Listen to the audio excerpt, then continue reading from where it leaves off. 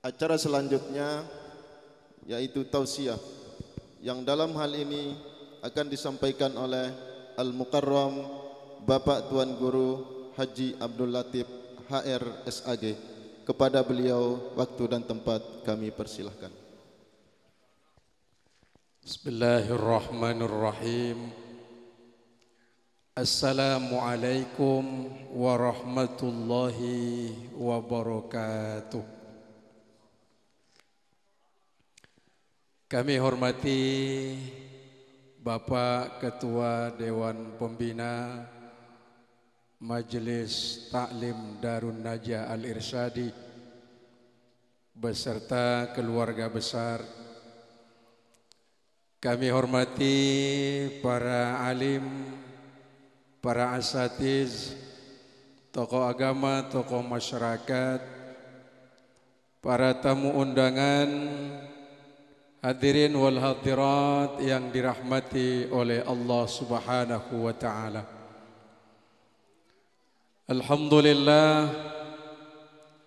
Alhamdulillahilladzi an'amana alaina bi ni'matil iman wal islam.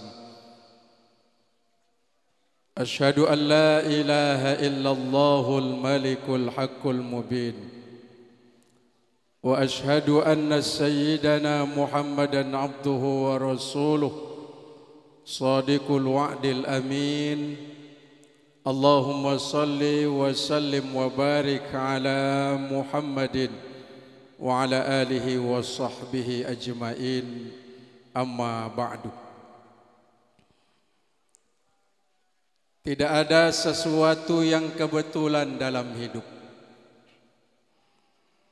Ada seseorang bertanya, apakah ada sesuatu yang terjadi di luar kuasa Allah? Maka jawabannya tidak ada sesuatu yang terjadi di luar kuasa Allah Subhanahu wa taala. Pada malam hari ini, bagian dari tanda-tanda kecil kuasa Allah Subhanahu wa taala, kita bertemu dengan orang-orang yang insya Allah semua baik, di tempat yang juga baik, tujuannya juga insya Allah baik. Maka mudah-mudahan apa yang kita lakukan malam hari ini bisa menambah amal kita kepada Allah, bisa menguatkan keimanan dan keyakinan kita. Allah tambahkan pahala bagi kita semua, dan sekurang-kurangnya Allah ampuni dosa dari setiap kita yang hadir di majelis tercinta ini, insya Allah. Orang yang baik itu banyak untungnya, Pak. Apa keuntungan orang yang baik? Pertama, diampuni dosanya oleh Allah Subhanahu wa taala. Dijelaskan oleh Allah, man jaa bil hasanati falahu asyru amsalihha. Siapa yang melakukan satu kebaikan, maka satu kebaikan diganti menjadi 10 kali lipat kebaikan oleh Allah. Dalam ayat yang lain Allah jelaskan, innal hasanat yuzhibna sayyiat. Semua kebaikan yang kita lakukan, mau besar, mau kecil, mau banyak maupun sedikit kebaikan itu, insya Allah menjadi alasan Allah hapus dosa-dosa yang pernah kita perbuat dalam hidup. Maka jangan pernah bosan melakukan kebaikan. Jangan pernah berkecil hati ketika melakukan kebaikan. Jangan pernah menolak kebaikan. Sebab kita tidak tahu kebaikan yang mana yang menjadi alasan Allah ampuni dosa kita semua. Di tengah-tengah kesusahan yang sedang kita hadapi, musibah silih berganti mewarnai kehidupan kita sebagai muslim. tapi tidak menghalangi ibadah dan taat kita kepada Allah, ini sesuatu yang luar biasa. Kalau zaman Rasulullah, maaf, para sahabat rajin melaksanakan ibadah kepada Allah, mereka taat melaksanakan ajaran agama dengan baik, mereka ibadahnya bagus, jihadnya bagus, bersedekahnya baik, semuanya hampir nyaris sempurna, karena mereka hidup sejaman dengan Nabi, dibimbing oleh baginda Rasul Muhammad sallallahu alaihi wasallam.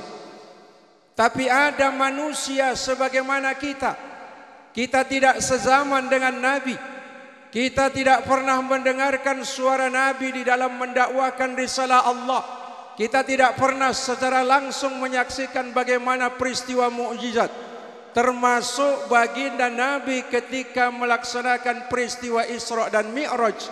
Tapi hari ini kita yakin, kita mengimaninya, kita mentaatinya, kita mengikutinya dan melaksanakan apa yang merupakan bagian daripada inti Isra dan Mi'raj. Bukankah ini sesuatu yang sangat luar biasa dalam pandangan Allah dan pandangan Rasulullah sallallahu alaihi wasallam? Saya tentu merasa terharu kepada panitia, kepada pengurus dan pembina dari majelis taklim kita ini.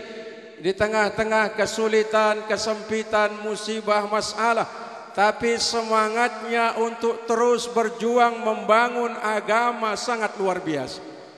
Pantas untuk kita apresiasi kesederhanaannya, kesulitannya tidak menghalangi dakwahnya untuk tetap menyampaikan risalah Allah di tengah-tengah kondisi dan keadaan itu. Pantas sekali lagi kita harus memberikan apresiasi dan dukungan lahir batin. Betapa tempat yang sangat sederhana, keadaan yang memang terbatas, tapi semangatnya, dakwahnya, motivasinya, dan terus berada di depan untuk mengingatkan umat betapa kebaikan adalah satu-satunya pilihan bagi kita untuk mengisi lembaran hidup, supaya kita berada dalam naungan ridha dari Allah Subhanahu wa ta'ala. Maka orang yang melakukan satu kebaikan, apapun bentuk kebaikan yang dilaksanakannya, maka kebaikan itu menjadi alasan Allah menghapus dosa dan kesalahan, insya Allah. Yang kedua, lewat peristiwa Isra dan Mi'raj ini, kebaikan yang kedua yang kita dapatkan apa? Allah turunkan rahmatnya bagi orang yang melakukan kebaikan itu.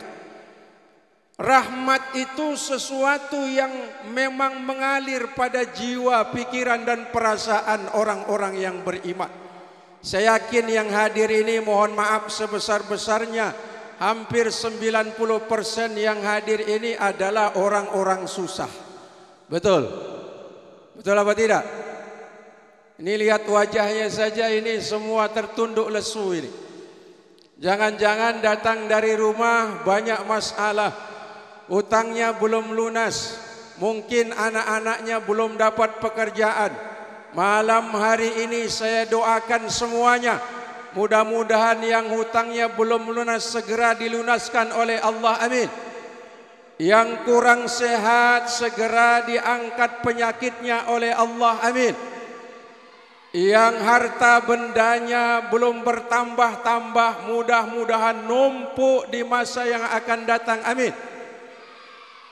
Tuh anak-anak kita sudah yang paling kencang aminnya, insyaallah diijabah oleh Allah. Yang belum dapat jodoh segera berjodoh, amin. Yang amin yang belum dapat jodoh, Pak. Yang udah silakan nambah lagi, nggak apa-apa ya. Insya Allah rahmat Allah tercurah di tempat ini. Betapa rahmat Allah sesuatu yang menguatkan kita. Kalau rahmat sudah tercurah, insya Allah yang marah akan menjadi pemaaf, yang pendendam insya Allah hatinya akan lunak, yang tadinya terasa jauh insya Allah makin dekat, Yang tadinya bakhil insya Allah akan menjadi pemurah. Yang tadinya merasa berat melangkahkan kakinya ke tempat ini akan menjadi ringan.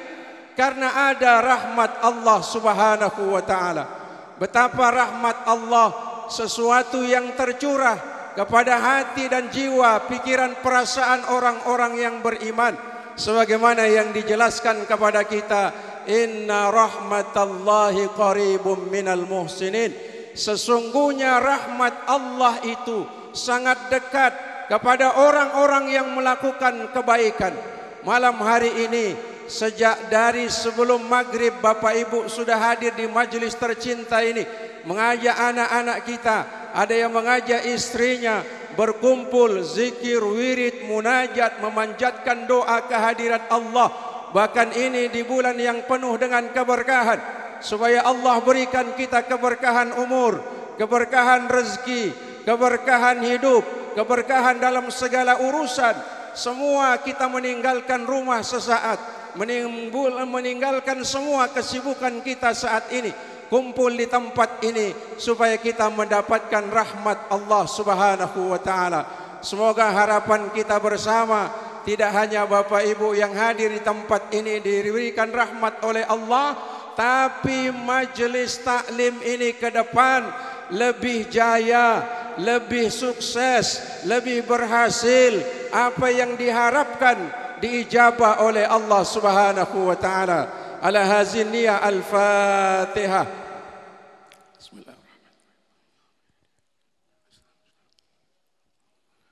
Bapak Ibu jamaah yang dirahmati oleh Allah, kebaikan yang ketiga yang kita dapatkan pada malam hari ini, semua yang hadir insya Allah tidak hanya sekedar rahmat diberikan oleh Allah, tidak hanya dosa-dosanya diampuni oleh Allah subhanahu wa ta'ala, insya Allah lebih dekat sampai ke dalam surga Allah subhanahu wa ta'ala. Sebagaimana yang dijelaskan kepada kita, man kharaja fi talabil ilmi fahuwa fi sabilillahi hatta yarji'a. Siapa yang keluar dari rumahnya dalam rangka hadir di majelis kebaikan macam ini, insya Allah pahalanya jihad sampai dia pulang ke rumahnya.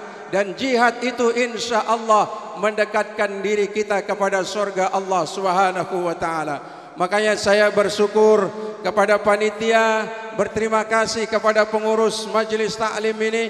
Betapa sekali lagi di tengah-tengah kesusahan, kesulitan, kesempitan, tidak mengurangi niat kita untuk senantiasa melakukan kebaikan. Betapa kebaikan itu sekali lagi menjadi harapan bagi kita untuk menguatkan iman, menguatkan keyakinan, menguatkan cita-cita, menguatkan hati, menguatkan pikiran, menguatkan perasaan. Hanya orang-orang yang kuatlah insya Allah mereka akan bisa berhasil dalam segala urusan. Hadirin jamaah yang dirahmati oleh Allah, oleh sebab itu Isra dan Mi'raj yang kita peringati pada malam hari ini, sesungguhnya kita menapaktilasi perjalanan panjang dari Masjidil Haram ke Masjidil Aqsa Palestina. Itu sesuatu yang sangat jauh pada zaman Nabi. 1500 kilo Mekah Masjidil Aqsa Palestina jauh.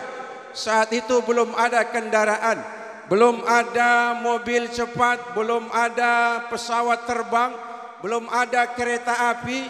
Itulah peristiwa yang sangat luar biasa.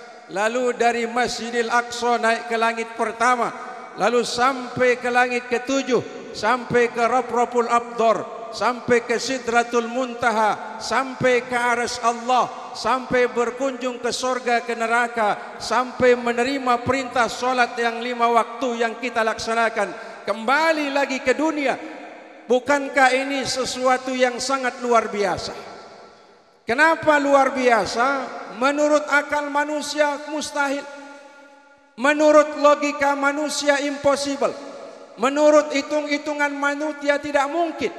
Kenapa ini bisa terjadi? Karena ini bagian dari tanda-tanda kekuasaan Allah. Sebagaimana ayat Surah Al-Isra ayat yang pertama dijelaskan kepada kita, di penghujungnya ada kalimat linuriyahu min ayatina. Allah ingin memperlihatkan sebagian kecil tanda-tanda kekuasaannya kepada Nabi kita, dan juga diceritakan kepada kita umatnya. Kita sudah yakin, tapi supaya hakul yakin, supaya ainul yakin, supaya keyakinan kita beryakin-yakin, karena manusia terbaik yang kita imani, yang kita ikuti, yang kita taati, pernah melihat satu peristiwa besar, mengalami satu peristiwa yang luar biasa itu, melihat, menyaksikan dengan mata kepala betapa akhirat itu ada, Pak. Betapa surga itu ada. Ketika seorang sahabat bertanya kepada Nabi, ya Rasulullah, bagaimana keadaan surga itu? Apa jawaban Nabi? Mala ainun ra'at, wala uzunun sami'at, wala hatara fi qalbil bashar. Belum pernah dilihat oleh mata, belum pernah didengar oleh kuping manusia, belum pernah terdetik dalam hati sanubari manusia.